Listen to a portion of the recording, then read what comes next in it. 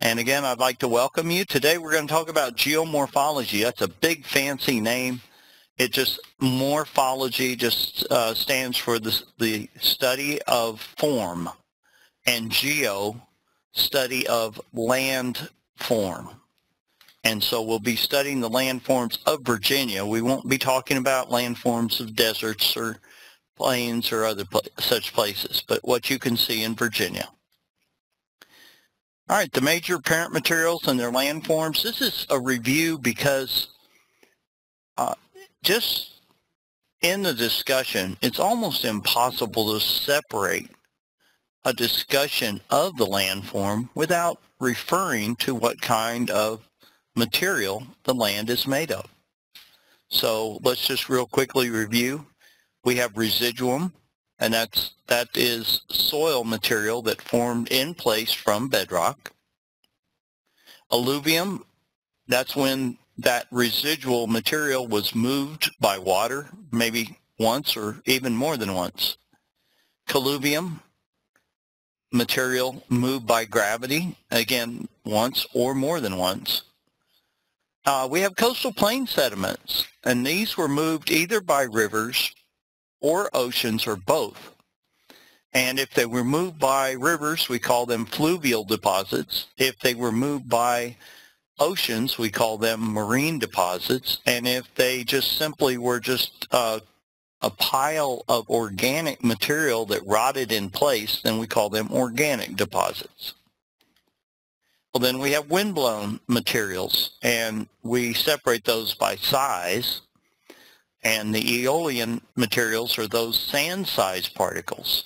Less is silt-sized particles, and this is very rare in Virginia. There's actually little spots of it all over, but it's very hard to prove. But if you have a silt loam soil surface, there's some possibility that it is a windblown deposit. Most of this would be found in the northern eastern shore part of Virginia and the southern part of Maryland, and it blew up out of the Chesapeake Bay a long time ago. And then we have human transported material, and that's pretty evident what that is. All right, well, let's go over the classic slope positions. And so you have a hillside that you're looking at in cross-section, and we have a summit at the top. Sometimes we have a double convex part just below the summit, and so this would be the most rounded part. Below that, going down the hill now, we have either called the back slope or side slope, and that terminology is interchangeable, but some of the slides refer to side slopes, and so again, we'll use those interchangeably. Typically, we talk about side slopes when we have bedrock controlled areas, and that would be the Blue Ridge, the Ridge and Valley, and the Appalachian Plateau. But also we have places where the bedrock controls the topography pretty well, and in the Piedmont as well. We have foot slopes, and that is where sediment collects at the base of a hill. And then we have a toe slope, and this is kind of a rare landform segment. I think I can show you a picture of one, but they're pretty rare. It's the lowest component, and it's well away from the base of a slope. And you look up from the toe slope to see a foot slope. And then above the foot slope, you can see the back slope. So when you're standing on a toe slope, you'll be looking at a foot slope and back slope if you look toward a hill. Well, here's a graphic of those classic positions: the summit, the convex shoulder, the linear back slope. This is supposed to be linear. And then a foot slope is a sediment collecting position, and also is a toe slope. And the only way I know to explain how toe slopes form is the idea that possibly this hillside at one time, the summit extended much further out, and what's now the toe slope would have been the foot slope at one time. And then through erosion, the slope moved backwards. And when it did, it left the toe slope behind. So it flattened out over time. All right, these are the landforms that are common where residuum is at the base. So in other words, if deep underneath this hill, we have bedrock and we are eroding streams up into bedrock, then this is the type of shapes that we're going to see. Now, in this diagram, this head slope can also be called a cove. And typically, we differentiate these, and I'll show you some examples on the next slide. But when the head slope is well-rounded, we sometimes call that a cove, especially in mountainous regions. Where it is very narrow or very sharp-pointed, that's when we typically call it a head slope and not a cove. But essentially the two could be used interchangeably. It just depends on who you're talking to. It's just like language where there's synonyms. Ridges are the same thing as a narrow interfluve. And an interfluve is just a summit where bedrock controls the side slopes. And the side slope is that area between the head slope and the nose slope. And again, this does look like a nose. Very seldom are these landscapes this perfect. I'll show you what they actually look like in Virginia on a topo map. These are the water collecting and shedding positions. And if you collect water, you also collect sediment. And so by looking at the arrows, you can tell how the water would flow across these shapes. And there are two forms. One is going across the side of the slope. That's called the planimetric view. And then one is coming down the slope, and that is called the profile. So in this case, this particular landform is linear in the profile cross-section, but it is convex in the planimetric direction. All right, well, let's start by looking at some of the landforms that we find in mountains, and this one is called an alluvial fan. And I think it's evident why it is called a fan. It has a beautiful cone shape to it, and you see the stream, and this looks like an ephemeral stream. I don't see any water in it. This is typically very coarse material, but it doesn't have to be. And this stream will move. It will move from side to side. It will continue to go back and forth, just like building a delta. Well, this is the level-bedded mountain topography. I guess I should have had that alluvial fan slide right after this one. But this is a picture of the Appalachian Mountains, the Appalachian Plateau. And it's pretty high in elevation. We can see some spruce up high. And that only occurs at high elevations. But we have a variety of landforms here, and I'll be pointing those out in other places. But we do have some summits, and we do have what we call a ridge, and a ridge is really nothing more than a very narrow summit. We also have what's called a saddle, and this would be a picture of a saddle right here to the left, and that would be a lower position between two higher summit positions. We have noses, and this would be a picture of a nose right here. Here also would be a nose. We have a picture of shoulders, and that is really found right below the summit and right at the top of the back or the side slope. We have the valley heads or cove positions, and again, if it's very narrow like this one, then it will be called a head or a headwater, head of the stream. But if it's broader like this one, then it would be called a cove. And again, it's just terminology that you can use interchangeably. We have foot slopes.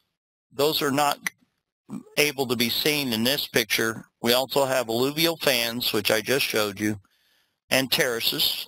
river terraces and floodplains. And again, we'll see those in subsequent slides. All right, well, this is a slide that I know that you'll want to look at later in more detail when you have control of the presentation and can review it.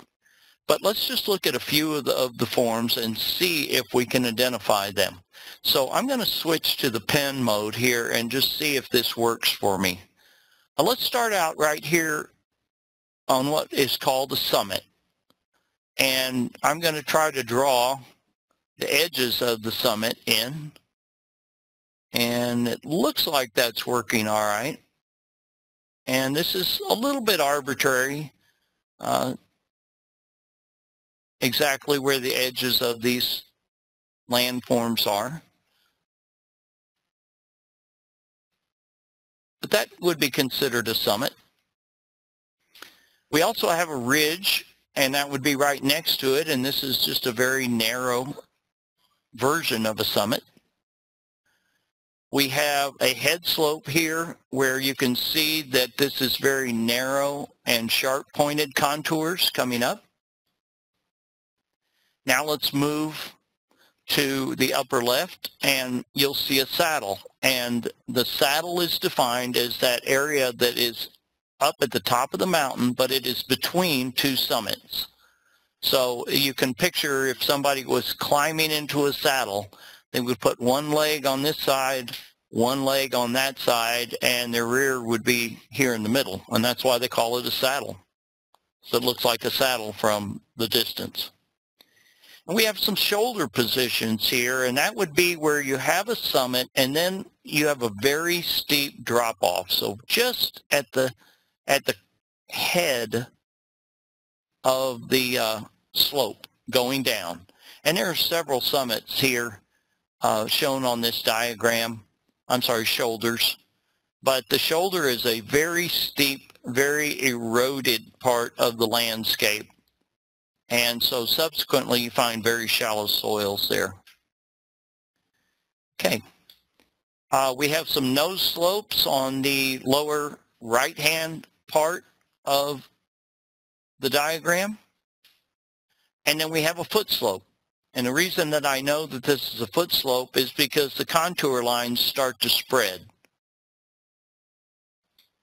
All right. Let's move on to the next slide. And we'll try again with the pen and see if that works. All right, so we have the same representation starting in the upper left. We have a shoulder summit, and then a shoulder, and then a side slope. We have a saddle here. This is higher ground right here, and then there's lower ground in between, and then the summit begins again coming in this direction. And so that would be a saddle right between the two. Looking at the lower left, we have a ridge, which is a very narrow, high piece of ground. Going across the river, we have a foot slope, and again you can see where the contour lines have spread. And so this is a sediment collecting position. But notice it's not being deposited by this stream. It's being deposited by the hillside here. All right, we have a headwater here. It's a pretty narrow, sharp-pointed area. We have a cove, which is a very gently rounded area. A couple of nose slopes that are pretty pointed at the base of the hill. Let's move up to the middle of the river here, and I don't know why it says side right there. That evidently is something that should have been taken out. But we have a floodplain down low, and that's why this island is not developed, and this area is evidently flooded, and that's why it has not been cleared. But notice that they have a road right here, and they have buildings right here. Well, this particular area is actually controlled by a dam to control the flooding. This is the Canal River in West Virginia. But this must be a terrace because it does not flood, or we would not have buildings and infrastructure on that. The same thing where the town is, that must be a terrace. As we move up to the sloping ground, we get on a foot slope, and again, we know that it's a foot slope because it's not as steep as this part of the hillside above it. And then we have a floodplain of a very small creek up here, and it evidently must flood on this side of the river because the far side of the river is covered with houses.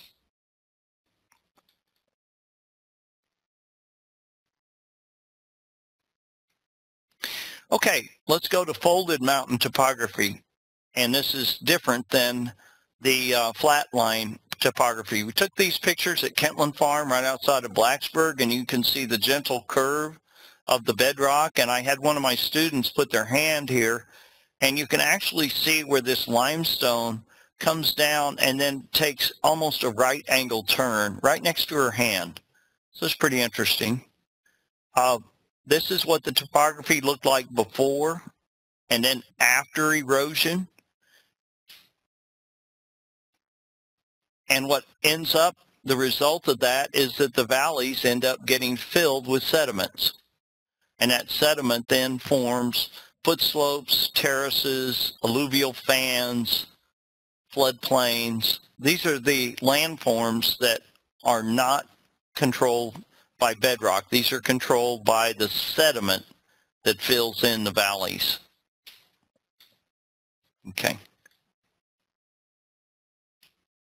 Here's a picture of a sinkhole. It has a fancy name called a dolene, but you can see where this is probably dropped at least 2 different times because there looks like there's an edge up a little bit higher. So this is basically, there's a cave underneath and it keeps collapsing into that cave.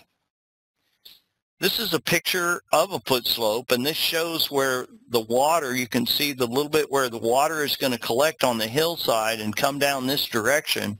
And you can see how the soil gets deeper as you get into the water collecting part of the hillside. Here again is the foot slope position, and this again is where sediment is going to collect at the base of the hill. There's no channel here. This sediment moves without not flowing water. It moves by gravity. Here again is a foot slope and some farmland, and it shows that there's an inflection point where there's a change in angle of the hillside. And so if we were, I guess, to continue that angle, it would dive underneath the foot slope. So there's an inflection point here, and there's also an inflection point right here. And again, if you were to extrapolate the surfaces, you would see that they would cross each other. Well, let's do the Blue Ridge real quick, and then we'll take a short break. So we have, in the Blue Ridge, we have summits and shoulders, side slopes, foot slopes, heads, terraces, floodplains, ridges, and noses. And let's just take a look at some of these. This is near Montvale. So this is Thomas Mountain. No, it isn't. Yeah, I think it is called Thomas Mountain. It's just outside of Montvale there. And let's take a look at this. In the Blue Ridge, it's so steep that these landforms take on a greater scale. So here's the headwater of a stream, and so this is pretty narrow. But if you were to collectively look at the fact that there are several streams here, this area is going to be a cool, moist water collecting position. Let's continue to the right. We see a shoulder position, and this is right where the summit drops off very, very steeply. So this is a very convex shape. This is the side slope just below it. We see a summit position, and this one's pretty broad. They actually used to farm up in this region, farm tomatoes. Going down and continuing in a clockwise direction, we see another side slope. And below that, we see a foot slope. And again, it's where the contour lines start to spread apart. The contour lines are pretty uniform from here up. But from here down, they start to spread. Let's move to the left. We see a summit. Below that, we see a side. And there's a very small shoulder right here. And then where the contours start to spread apart, then we have a foot slope. And where the contours start to spread again, that's when we get our toe slope. So this is an example of a toe slope. There's another one over here. It always can look up and see a foot slope and then either a nose or a side slope or some other landform up the hill from that. Here's a floodplain. This one's pretty narrow.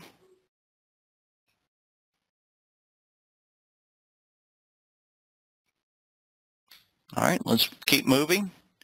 Sometimes we have rockfall because we have such coarse material come rumbling down the hillsides in these steep areas. And the rock basically is confined to channels just like water would be.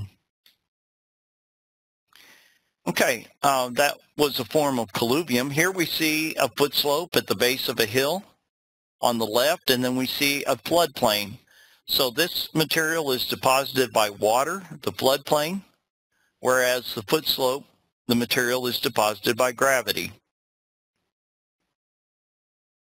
All right, well, let's stop for a minute and see if there are any questions about what we've covered so far. Are those terms familiar to you? Or have you heard them before? Okay. So Tom has said that he has heard them before. How about the topographic maps? Does it help to have these pointed out on topographic maps, or do you think the pictures of the landscapes are more helpful? Okay, so it sounds like it was helpful to have both. And I did search to look for pictures. Sometimes it's difficult to find landform pictures. The headwater is not always associated with the stream, but it is associated with where water collects and then begins its journey down the hill. So sometimes in the high mountains, those are going to be just dry channels cut into the rock. In other areas, there are actually going to be springs and streams that come out. So yeah, the headwater is always a water collecting position. Okay, very good. Well, thank you. Well, we'll go ahead and continue. This one's got a lot of pictures, so we'll go ahead and keep going now. Now we're going to move to the Piedmont. And this is near Gladstone, and this is the James River. And again, we have a floodplain in the center. The floodplain actually probably is defined by this scarp. I'll start in the lower right-hand side. So there's a little bit of floodplain here. There's a little bit of floodplain here. In fact, even probably wherever you see water below a contour line, that's part of the floodplain as well. So there are small areas that are flooded, evidently, and some of these islands are certainly flooded. But as you move up onto and above a contour line, that's when you get into, if it's flat, then you get terraces. All right, and so now let's look. We still have some of the classic positions here. We have a head slope. We have a nose slope.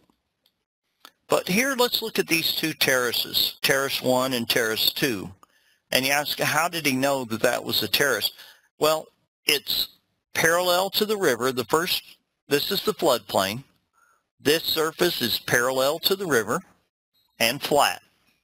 This surface is also parallel to the river, and it's also flat. And that's very distinctly different than these other pieces of land on this side and on this side. And so essentially this is my estimate. I am estimating that this is a terrace right here of the James River, and we do know that there were older terraces left behind by rivers all over the state. Again, here's a classic look at a hill slope profile in the Piedmont, and the only difference that you see is that there's no toe slope listed over here, and that's because it's very, very difficult. When you have a landform that is eroding downward very, very rapidly, you don't always find toe slopes. All right, let's go further out, and we're imagine that we're going from west to east on the state. And so here we're going along the Appomattox River, and this would be east of Appomattox. And here we see two landforms. We see the floodplain, and of course we're influenced by the fact that the stream is meandering around within this landform, so it must be very flat and it must be very low. And again, we can see the multiple channels of the creeks here. They don't know which way to go because it's so level, they can basically switch from one channel to the other and then back again. But you can see a little bit of rise here on this Buffalo Creek Road, just points directly at a terrace. And you can see that this contour line pretty much defines the edge of that terrace. And it's a higher position, it's relatively level, it's parallel to the stream, but it's higher than the floodplain. And then we get into the upland parts of the Piedmont as we get further away from the stream. Okay, here are the classic cross-section of a riverine system or a river system. And this would not be an order one stream or a very, very small tributary. This would be a stream that maybe has several tributaries flowing into it, or at least has perennial flow of water. So we have the water in the channel itself, and then we usually have a bar, like a gravel bar. We have a pretty steep bank on either one side or both. Typically the one that's straight up and down is called a cut bank. This is called the natural levee, and it's where when water floods, it deposits sand and gravel up on this high point. That drops out pretty quickly, and then the sediment that's carried into the back swamp is silt and clay. And then we get what's called the Yazoo stream, and that's essentially just where water gets trapped between the natural levee and the upland. And so that's a fancy name, but it's not always a stream. Sometimes it's just a little low spot. But it does eventually, it does fill with water during a flood, and then that water does eventually flow back into the stream. Well, here's those landforms again. Here shows a natural levee, and this one's pretty exaggerated. They're not really that much higher, but they are higher. And then this, where it says floodplain, this is a back swamp area. And then you can see the base of the uplands here. All right, well, one thing about the Piedmont that's interesting is that we have smaller rivers and streams that don't appear to have terraces. It seems to be a little bit of a mystery. Why would they not have terraces? Well, one reason is that many of the streams in the Piedmont are actually down-cutting. They're not really depositing much sediment except right here in the base of the valley, but there's so much erosion in the Piedmont that it's basically, it deposits sediment and then it cleans it out again. It fills the valley and then cleans it out. And so it doesn't often leave terraces. But picture that this river in the middle cut down very quickly. If we go in the upper right-hand side, we see a very broad area. And that's pretty unusual for the Piedmont to have such broad level areas. And there's another one on the lower left.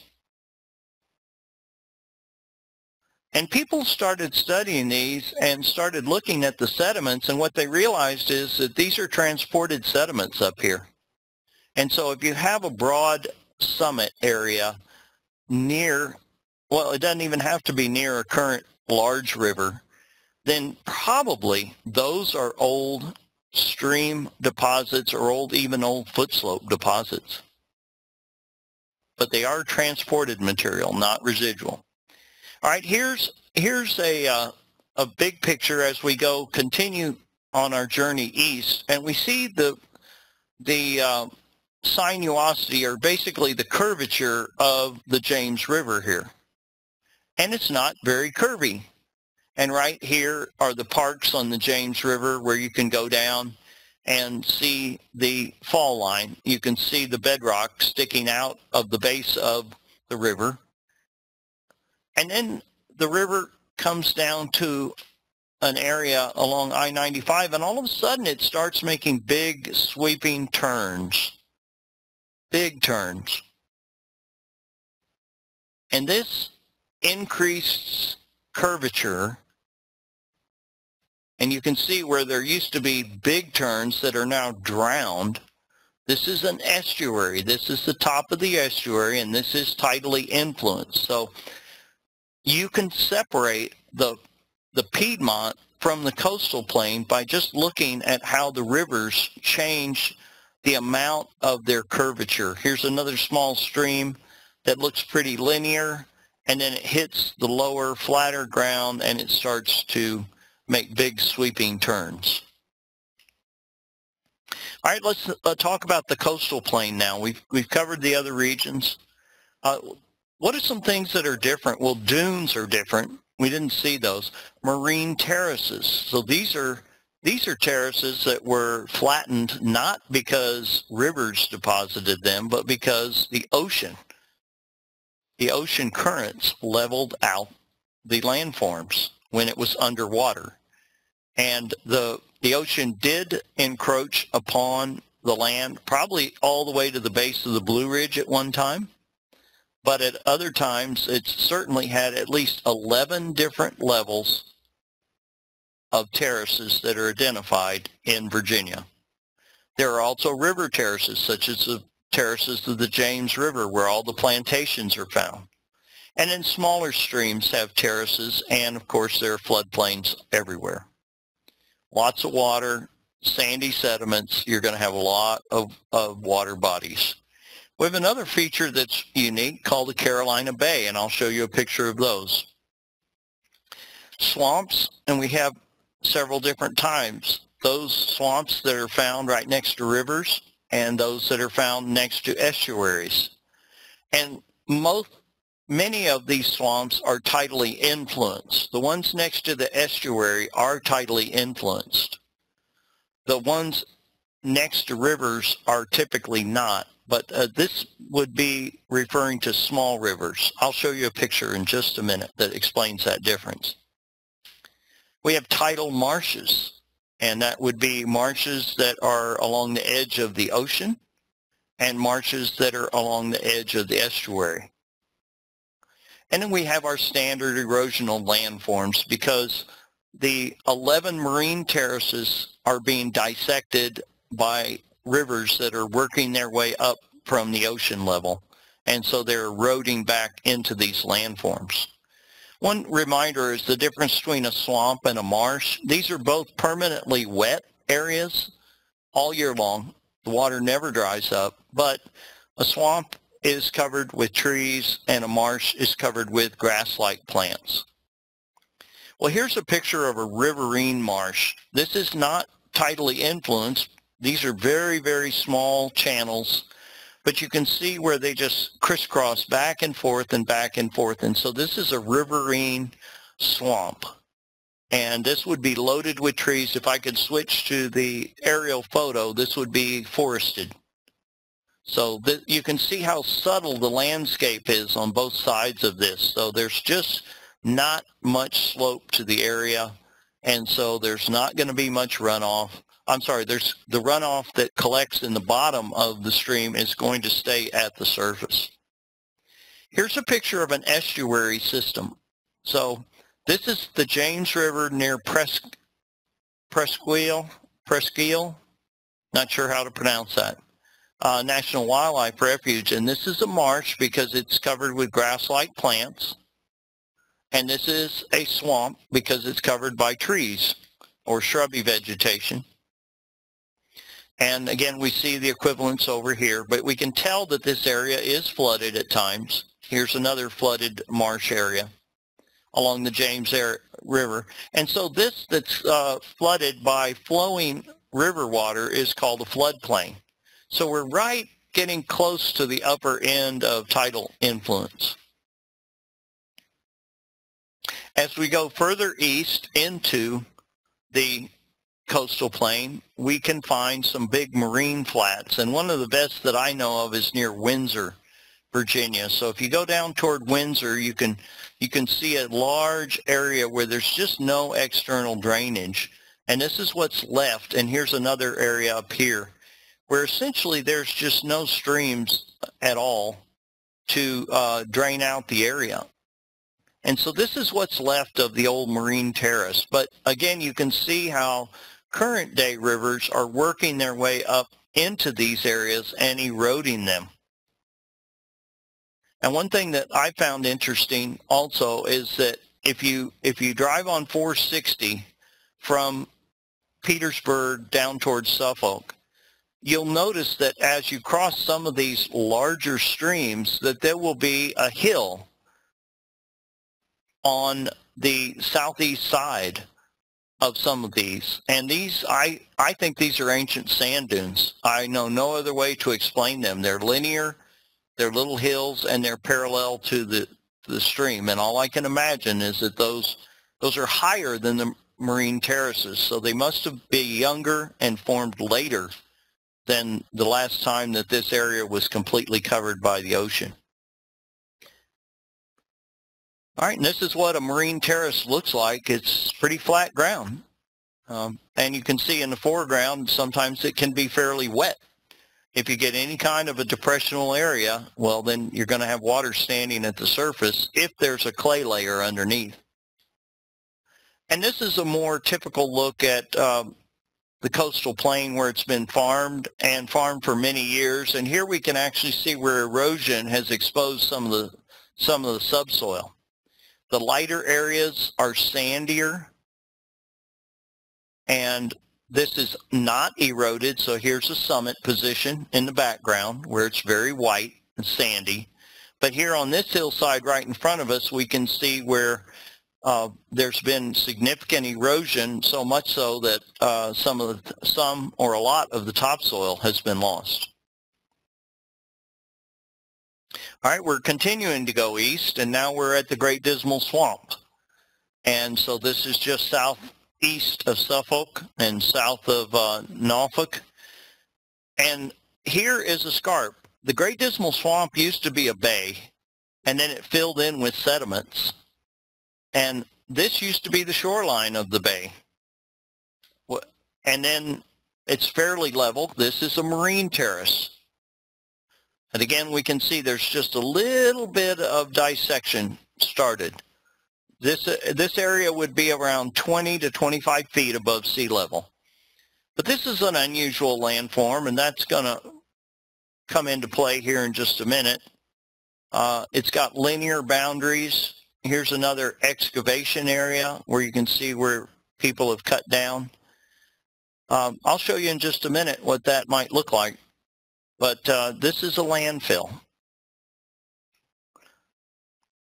Carolina Bays, they're also called whale wallows. There are multiple names for them, but you can see that these are low, kind of oval depressional areas. And these are wind deflation features, and these are really pretty much limited to being found on the eastern shore. There are some on the western shore of the Chesapeake, but most of that area is dissected, and you don't have the large flat area like you do on the eastern shore. Well, that's where these wind deflated areas are, and essentially the wind would have blown sediment out of the bottom of this area, and it piled up, and you can see the light colored soil, and this is a pile of just slightly higher ground. This is what one looks like from the edge. So right here, you're on that wind-blown deposit, and this is where the source of the material came from. So the wind blew the sediment out of the low spot, created a kind of a dam or a berm, and so that persists as a continuously wet area, unless, of course, it's artificially drained. Okay, going further out. And we can't go too much further because here's the Atlantic Ocean right here. So here we have dunes. These are older dunes. They're vegetated. Some of these have pine trees on them. Others just have grasses. And so the younger sediment have grasses. And this particular dune is brand new. And you can see that it actually is not even vegetated very well. So this is a brand new one. So this island is building in this direction, and these older dunes show the progression of the building of the island as it is building in this direction.